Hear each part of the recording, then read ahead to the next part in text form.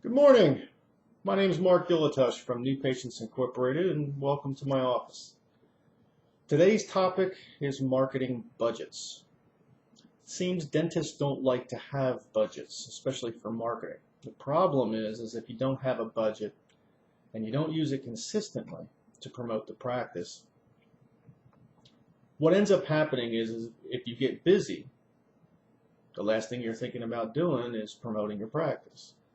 If things get slow, the last thing that you have is money to promote your practice. So you end up with a jumbled spike valley type of a result in your cash flow.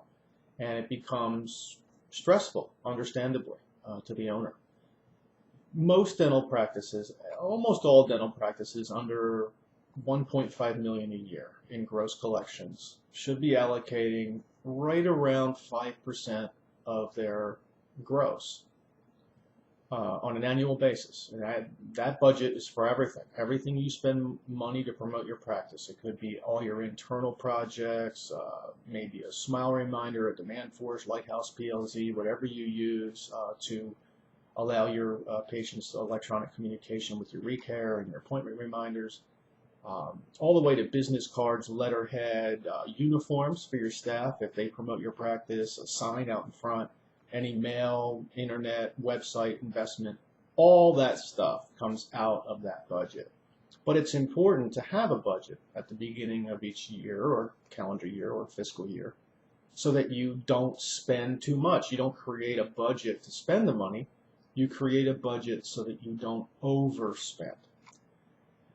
Marketing budgets above 1.5 million, normally, not always, but normally, where we'll start clients out, 4.5, 4.75% of revenues, track results for the first year, the first 18 months perhaps, and as long as the capacity needs of the practice are being met with that budget amount, and that budget is being applied properly, normally with a practice that size, you can start to lower the percentage each year by about a quarter point until the capacity is met and until you find that perfect percentage level.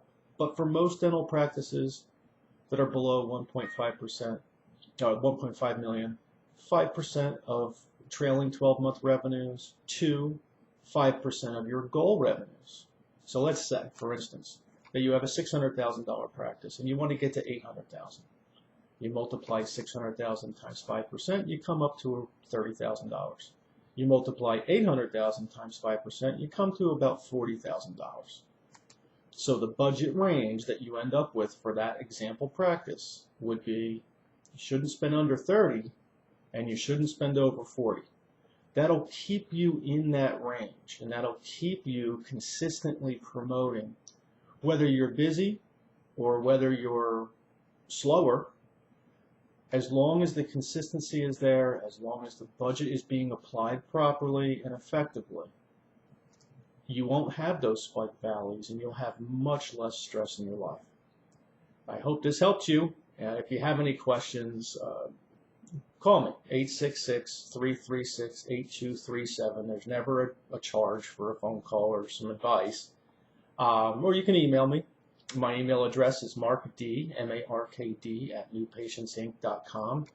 And, happy promoting.